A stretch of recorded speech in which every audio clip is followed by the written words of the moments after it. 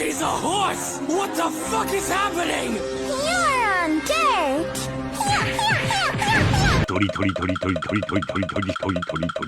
Guapo, no te quito 5 minutos de este video. Yo, el señor desconocido, estás opcionalmente obligado a entrar a nuestro grupo de Discord, donde charlamos de muchos temas, hacemos reunidas nocturnas y sobre todo actividades temáticas, y qué mejor aprovechar que los invitamos a unirse por nuestra actividad temática de Navidad. Te esperemos ahí, guapo.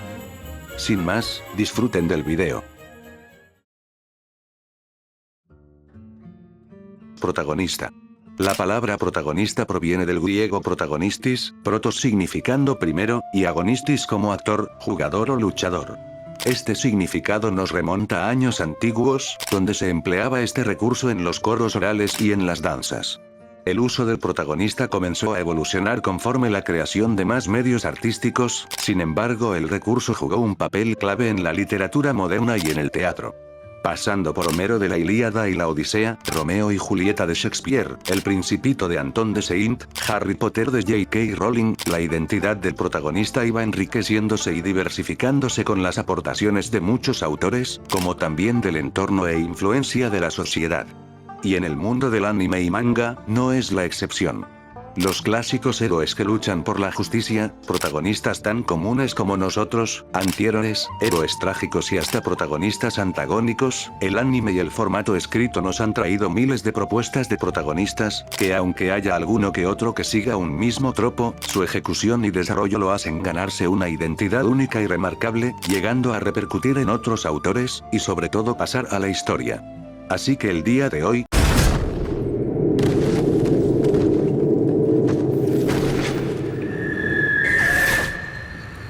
como lo hicimos con los villanos y profas del shonen, estamos reunidos aquí y ahora para enlistar a los mejores protagonistas del seinen.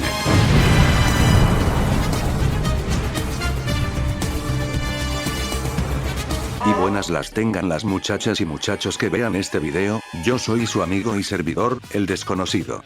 Y el día de hoy, y siguiendo con el listado de protagonistas, el día de hoy haremos el recopilado de los mejores protagonistas del anime y manga. Pero siguiendo el hilo del video anterior, ahora nos vamos a centrar en los protagonistas de mangas o animes seinen. En este video iremos presentando al protagonista menos bueno, hasta llegar al mejor protagonista que haya parido este mundo, coño. Antes de iniciar, si tú, crees que hay protagonistas que merecen estar aquí, o que hay algunos que tengan que subir o bajar, externa tus opiniones en los comentarios, pero todo con respetación porque aquí venimos a debatir como changos educados. Sin más Flora, toma tu pufu histórica favorita y el machete de tu preferencia porque ahora mismo comenzamos.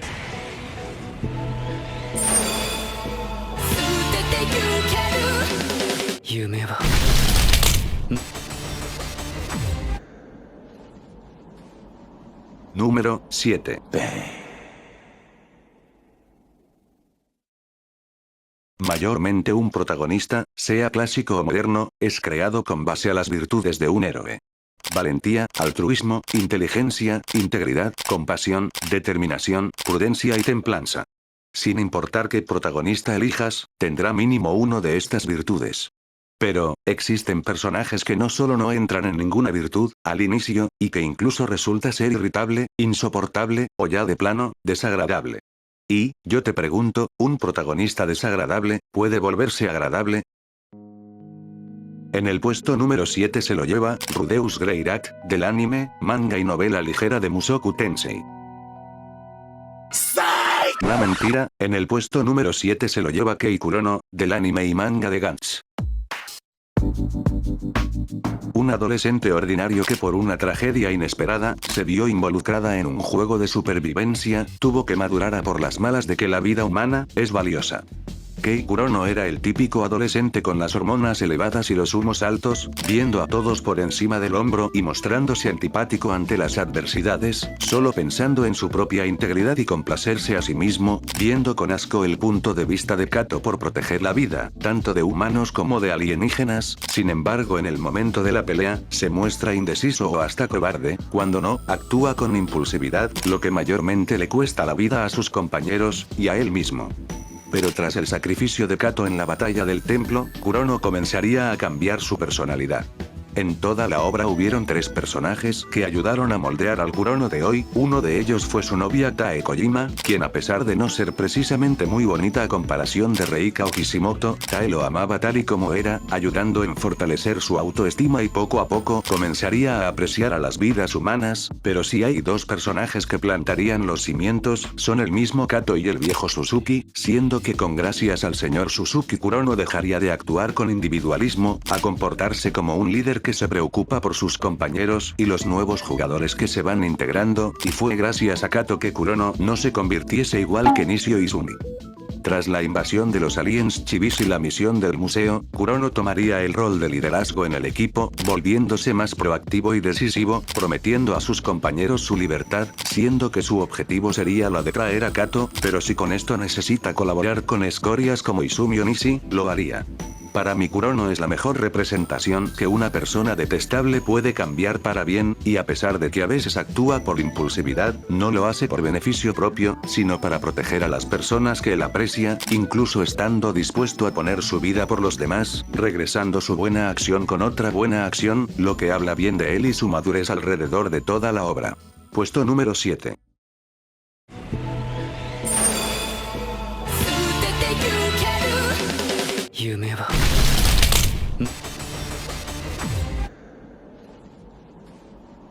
Número 6.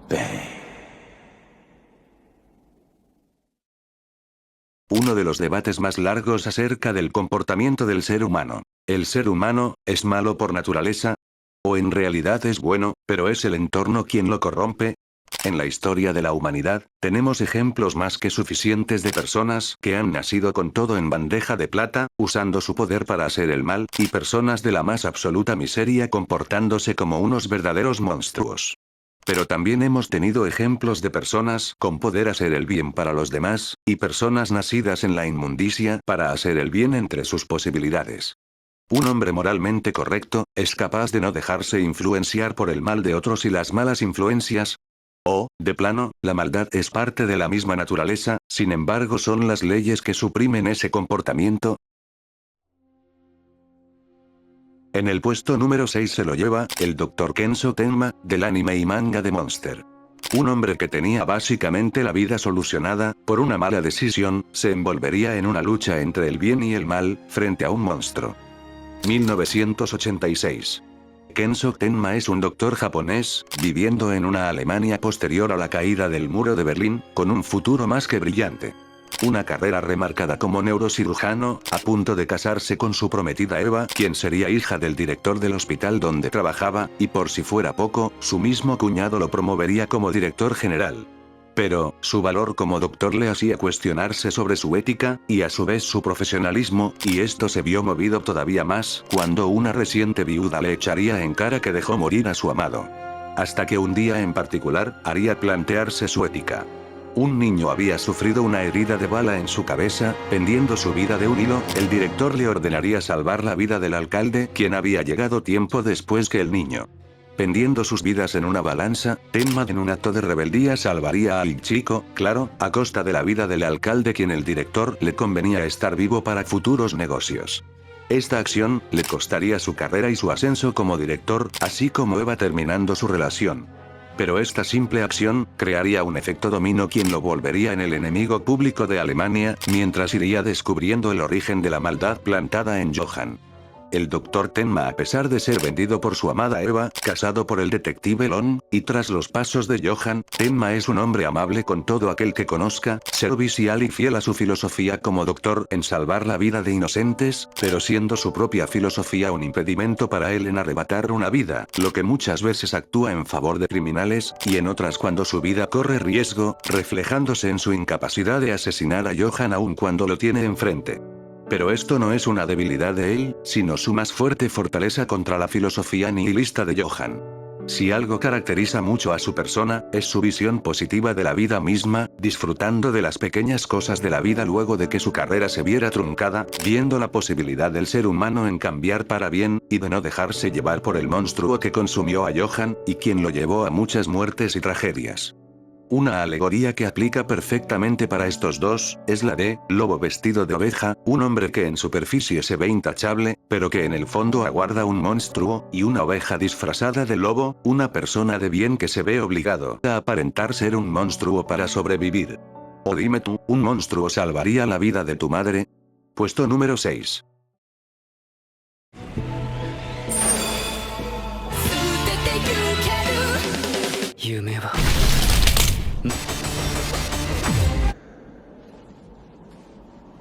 Número 5.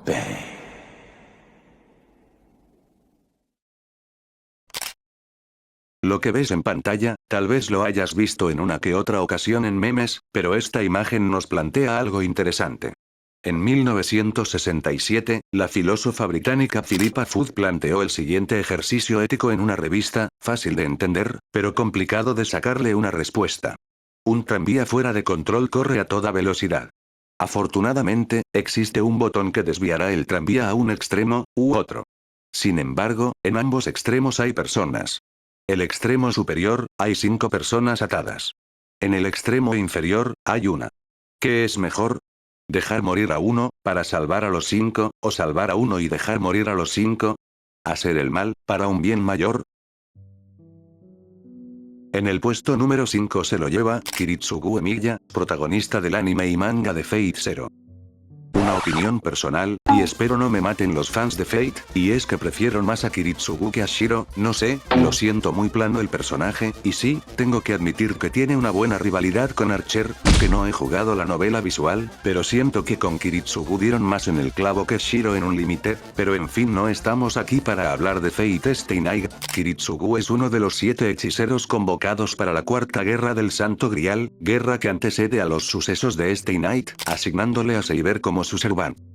La vida de Kiritsugu, bonita no fue, ya que desde muy temprana edad se vio obligado a tomar decisiones difíciles, no por beneficio propio, sino para un bien mayor. Estando en la isla Alimango acompañado de su padre, viviría una vida notablemente normal, jugando con los niños de la isla mientras su padre realizaba experimentos. En una noche junto a su amiga le cuenta su deseo de volverse en un héroe de la justicia, pero todo se iría al demonio cuando su amiga se convertiría en una apóstol muerta, hostia puta, una referencia a Tsukiji. Perdón.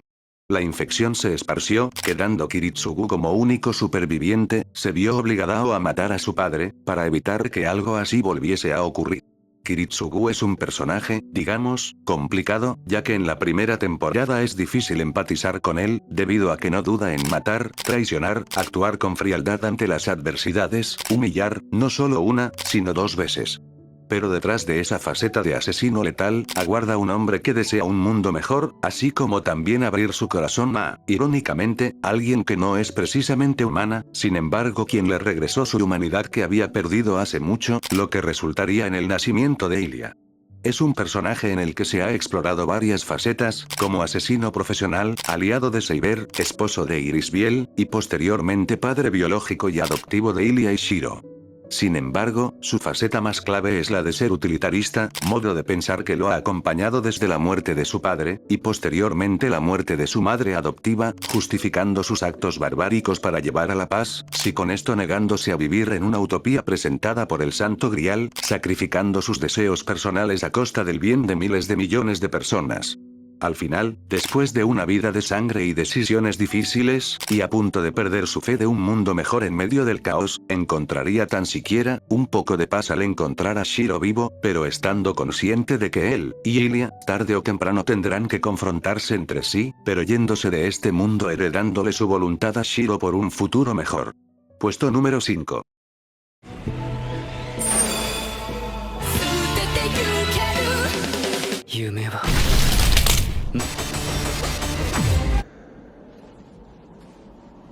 Número 4.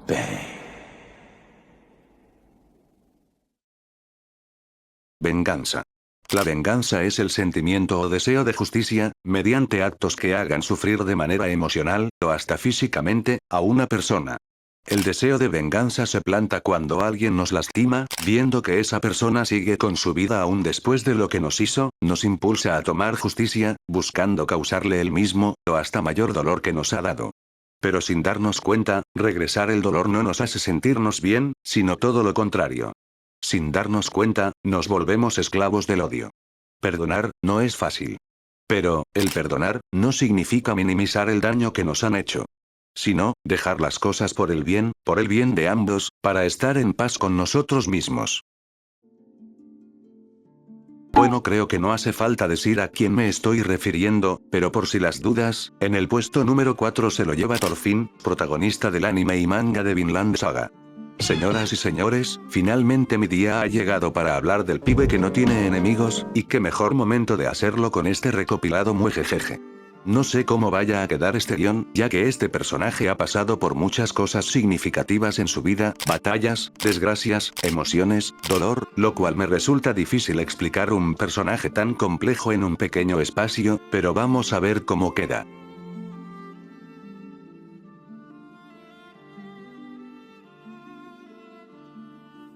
Thorfinn, hijo de Thor el Jones de Vikingo, nació como un niño normal deseoso de volverse un guerrero igual que su padre, hasta que su padre sería injustamente arrebatado, frente a sus ojos. La inocencia del niño había muerto, una semilla había nacido. Venganza. Los próximos años de su vida, se volvería esclavo del odio hacia Askeladd, cosa que lo utilizaría como un arma en sus encomiendas, asesinado hombres, dejando huérfanos, viudas y un gran camino de cadáveres a donde pasaba. Su esclavitud se vería terminada, cuando Askeladd sería asesinado. Pero no a manos suyas. Askeladd se dejaría asesinar para construirle un carácter al joven rey Canuto, y una oportunidad de liberar a Thorfinn de ser un esclavo del odio, sin darse cuenta de que, todo su propósito de vida, era vengar la muerte de su padre, pero, ¿cuál es su propósito fuera de eso? La ira lo llevó al odio, y el odio, al sufrimiento. Thorfinn muestra muchas facetas durante esta obra, desde un joven e incrédulo niño deseoso de la batalla, sin saber los horrores del campo de batalla y las consecuencias, lo cual lo lleva a ese camino tras la muerte de Thors, un chico inexpresivo, con el único propósito de asesinar a Askeladd, acabando indiscriminadamente con la vida de miles de personas.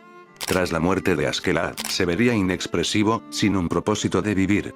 No fue hasta que conocería a Einar y a Nate, víctimas de la guerra, comenzando una lenta pero significativa metamorfosis, donde recordaría las palabras de su padre: la violencia solo causa más violencia.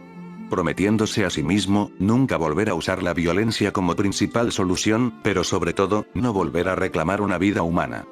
En medio de la guerra en la granja, se plantaría ahí mismo para derrotar a los invasores, pero no con la violencia. Dejándose golpear 100 veces, los invasores creyeron que tarde o temprano Thorfinn desistiría, pero gracias a la fuerza de voluntad, no solo se mantuvo en pie, sino que fue capaz de aguantarlos todos, dejando aterrados a los invasores. Un Thorfinn amoratañado por los golpes, simplemente remarcó no conocer a los invasores, por lo que no tendría razones para considerarlos sus enemigos. Siendo que Thorfinn no tiene enemigos.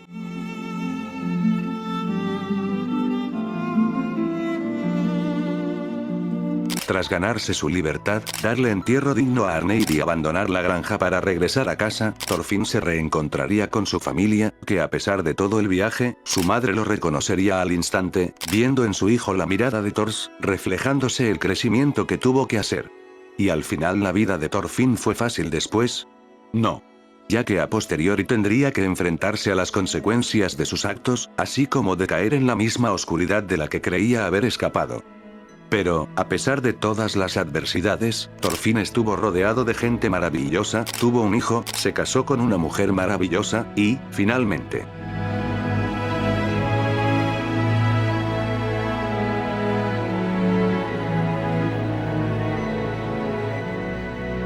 las cadenas de su pasado pudieron soltarse de su espalda. El viaje no fue fácil. Hubo batallas, dilemas, recaídas, encuentros de su pasado, sin embargo su deseo de crear una tierra prometida fuera de la guerra, lo llevó a difundir la palabra de la paz y el perdón, convirtiéndose en un mejor guerrero que su padre jamás llegó a ser. El viaje de crear el paraíso, finalmente, había concluido. La historia del guerrero ha llegado a su fin. Puesto número 4.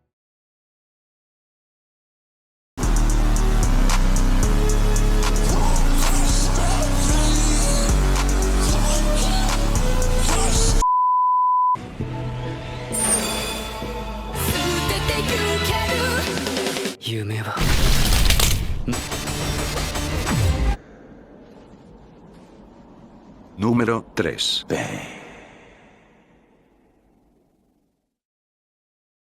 Una persona que lo ha perdido todo, familia, amigos, amantes, incluso algo tan básico como dar un paseo, o apreciar el atardecer, dejan a un hombre sin un propósito por el cual vivir. Cual un zombie emocional, el hombre está obligado a tener un propósito por el que actuar, por el cual luchar, y por el quien vivir, porque después de todo, vinimos a este mundo para darle un propósito a nuestra existencia, entonces ¿por qué vivir cuando no hay razón de tenerlo? Los caminos de la vida son confusos, cuando crees que nada te sacará de ese pozo de miseria, siempre habrá un algo o alguien que nos dé una razón por la cual vivir. En el puesto número 3 se lo lleva, Jonathan alias Johnny Joestar, protagonista del manga y futuro anime de JoJo's Bizarre Adventure, Steel Ball Run. Un hombre que lo tuvo y lo perdió todo, encadenado a su silla de ruedas, emprendería un viaje para sentirse libre. Después de tantos años, hoy es la ocasión más que perfecta para hablar de tremendo protagonista. Johnny nació en una prestigiosa familia, con un futuro exitoso como jinete junto a su hermano Nicolás, sin embargo su padre actuaría muy estricto con él, comparándolo con su hermano, creándole un sentido de insuficiencia, sin embargo su vida daría un giro de 180 grados tras que su hermano muere en un accidente, provocado por la mascota de Johnny. Este momento marcaría la vida de Johnny, culpándose por la muerte de su hermano, y su padre tras lo sucedido no solo seguiría comparándolo con su hermano, sino que negaría todos sus logros y méritos como jinete, incluso en medio de una discusión diría que Dios se llevó al hijo equivocado. Pero nada de esto se compararía con lo siguiente.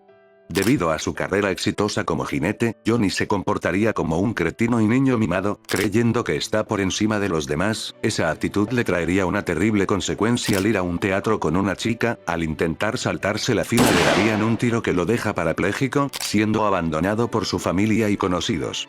Lisiado, con su carrera de jinete arruinada y sin un propósito por el cual vivir, se presentaría a la Steel Ball Run, uniéndose a Jairo, curioso tras que el spin le devolviese la movilidad por un instante. Johnny no entró por el premio gordo, recuperar su estatus o demostrar algo, porque después de todo lo perdió todo, y sin nada que perder, se aventuraría para encontrarle un propósito a su vida, siendo que con la compañía de Jairo, tendría a un mentor, pero sobre todo a un aliado y un amigo auténtico, quien le enseñaría a volver a vivir, a pesar de las adversidades se demostraría decidido y perseverante a su objetivo personal, lo que muchas veces lo llevó a cruzar una línea que lo separa de ser un asesino. En un momento de su viaje, tras enterarse del plan del presidente de obtener el cadáver completo de Jesucristo, le ponen la espalda contra la pared ante la decisión de salvar a Jairo o recuperar la capacidad de movilizarse. Una decisión difícil, dos decisiones que definen el tramo de la historia. Al final, Johnny dejó de lado su objetivo, para salvar al único amigo, brindando por la derrota, y por una meta exitosa al día siguiente. Un hombre que sin nada que perder, aprendió a devolverle un propósito a su vida, y aunque hubo decisiones difíciles, derrotas y sacrificios que lo marcaron, el sentirse que jamás volverá a sentirse menos que los demás, le dio la suficiente fuerza y determinación para seguir adelante ante todo, incluso si es necesario dar su vida por los demás, porque después de todo, Johnny pudo volver a caminar una vez más. Puesto número 3.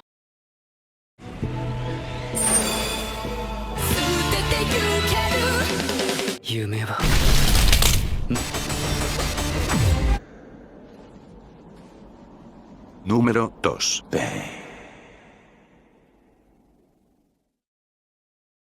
Platón, en su libro, La República, tomo 2, mediante un extracto de una conversación entre Sócrates y Glaucón, nos cuenta la alegoría que un hombre lo suficientemente correcto, sería humillado, a nivel físico y psicológico, como prueba de que el hombre, debe aparentar ser justo, no ser justo.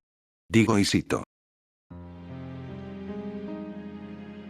El hombre justo tendrá que soportar el látigo, el potro de tortura, las cadenas, el hierro candente en los ojos y, finalmente, después de cada extremo sufrimiento, será crucificado, y así aprenderá la lección de que no ser justo, sino parecer justo, es lo que debemos desear. El camino a la paz, a la justicia y a la verdad, muchas veces lleva al sufrimiento, a la miseria, y a la pérdida del ser. Pero aquellos que están dispuestos a caminar en la senda de lo correcto, y hacer lo correcto, no se verá compensado con riquezas o fama, sino la satisfacción de haber hecho lo correcto en lo medido de lo posible, por un mundo mejor. Rey de un ojo, el dragón, segador negro, Heise Sasaki, ojo parchado, todos esos nombres llevan a Kaneki Ken, protagonista del anime y manga de Tokyo Ghoul y Tokyo Ghoul Re. A pesar de que mucha gente se haya quedado con la personalidad débil y cobarde, así como la faceta Edgy, Kaneki no solo es uno de los mejores personajes de su obra, sino que uno de los protagonistas mejores escritos, debido a que se han explorado muchas facetas de su ser, retratado a partir de sus múltiples personalidades, que nos dan distintos puntos de vista de la vida de un ghoul y un humano. Un joven marcado por la desgracia, el sufrimiento, el abandono, que al final creyó que lo que restaría de su vida se tornaría feliz, en una noche su vida da un abrupto cambio, convirtiéndose en un engranaje más de un complejo plan. En su impotencia y desesperación al no poder pertenecer a uno u otro mundo, debido a su incapacidad de arrebatar una vida, sería acogido por un grupo de ghouls pacifistas, viendo en Kuse a Kaneki un puente para que ghouls y humanos puedan llegar a coexistir. Si hay una constante, es que su vida ha estado marcado por el dolor físico y emocional, la pérdida tan repentina de su padre, los constantes maltratos de su madre, el accidente que lo convierte en un medio ghoul, el doloroso aceptar acerca de su lado violento. Kaneki era un joven que aunque el mundo lo tentaba a convertirse en un monstruo, actuaba de buena voluntad para los demás y protegerlos de cualquier mal, llegando a actuar con egoísmo, lo que muchas veces lo llevó a perder el control, estar entre la vida y la muerte en más de una ocasión, y la más importante, perder el concepto de su ser. Irónicamente terminando casi igual que su madre, muriendo por los demás a costa de la suya. A pesar del dolor físico, la lucha interna y la pérdida de gente importante para él, Arima confió su fe en que Kaneki se volverá en el famoso rey de un ojo, no como el pináculo de poderío ghoul, sino como el hombre que al haber vivido en carne propia ambas perspectivas, convencería a ambas partes para unirlos en armonía. Un chico quien se negaba a pelear por miedo a arrebatar una vida, por las malas aprendió que tenía que abrazar su lado ghoul, injustamente dado por el doctor que le salvó la vida, porque en este mundo en el que fue metido, o eran ellos, o era él, utilizando el poder de Riz para acabar con todos sus enemigos, para que jamás vuelvan a aprovecharse de él.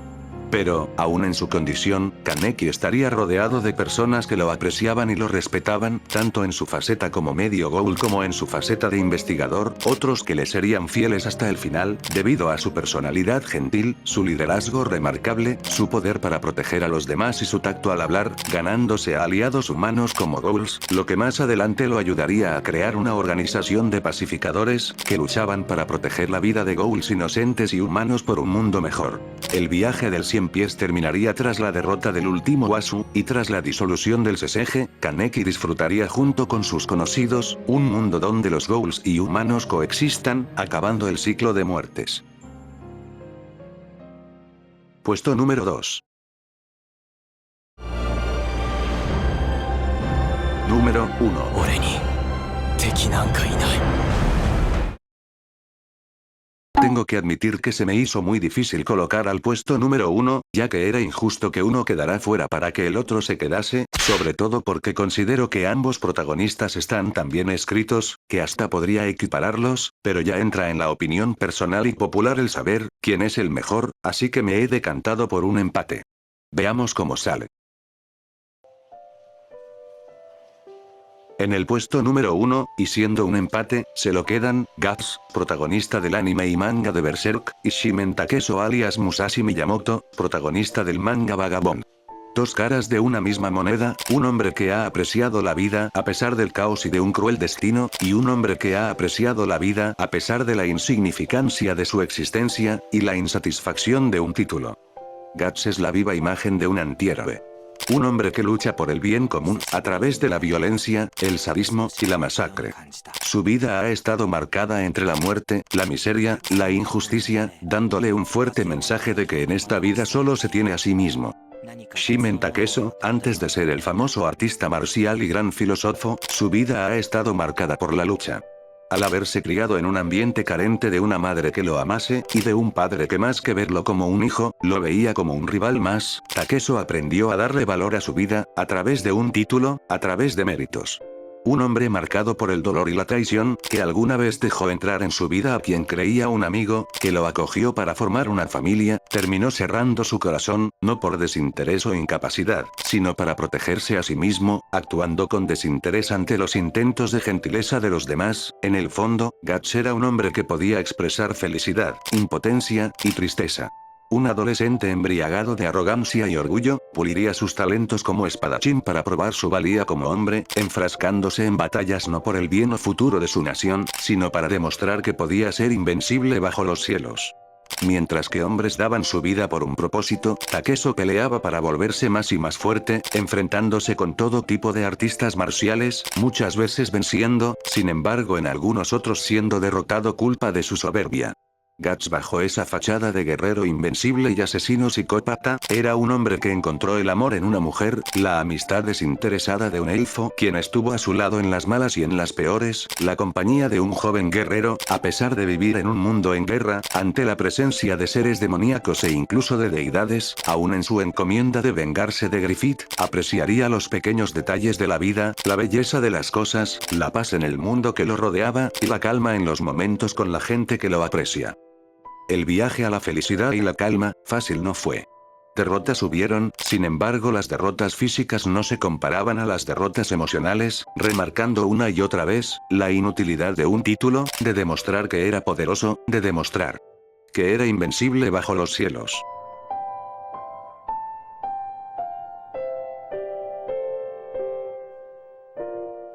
Fuerte era Musashi, sin embargo se encontraba perdido en un mundo en el que se sentía pequeño, insignificante. Fue el monje Takuan que fungió como la figura paterna que Musashi alguna vez necesitó en su vida, alguien quien lo guiara en el camino de la espada, y ante la sensación de insignificancia en su vida. El crecimiento de Musashi se veía significativa conforme el avanzar de la trama, ya que en un principio se nos mostraba un Musashi en su adolescencia, lleno de soberbia, mientras va creciendo, su carácter iría cambiando, amansando su personalidad para volverse un hombre pacífico y humilde, sin dejar de lado su talento innato como espadachín, enfrentándose desde pequeños grupos, dos herederos de un dojo, hasta acabar con un dojo completo en una noche. Ambos protagonistas apreciaron el valor de la vida de distintos modos, unos a través del dolor, el caos y la muerte, y otro a través de los combates, el budismo y la humildad. Dos hombres que serían vistos como bestias sanguinarias, pero que en el fondo son capaces de dar todo por los demás, amar a otros, llorar y sentirse vulnerables, aprender de sus errores, y mejorar para ser las mejores versiones de ellos mismos. Siento yo, que es más disfrutable Guts debido a que con cosas tan simples, pero bien apuntados, hacen que sea fácil encariñarse con el personaje, mientras que Musashi al tener una historia un poco más lenta y basada en la filosofía, no muchos se ven tentados a quedarse, pero que en lo personal disfruto más a Musashi. Pero ojo, no estoy diciendo que él sea mejor que Guts, porque vuelvo y repito, para mí ambos son igual de buenos y bien construidos, sin embargo yo disfruté más de Musashi que de Guts, y esta solo es una opinión personal. Y dime tú, ¿a quién de los dos disfrutaste más? O también, ¿qué otros personajes meterías o sacarías de este recopilado? Con gusto, los estaré leyendo. Yo soy su amigo y servidor el desconocido, y nos estaremos viendo en la siguiente ocasión.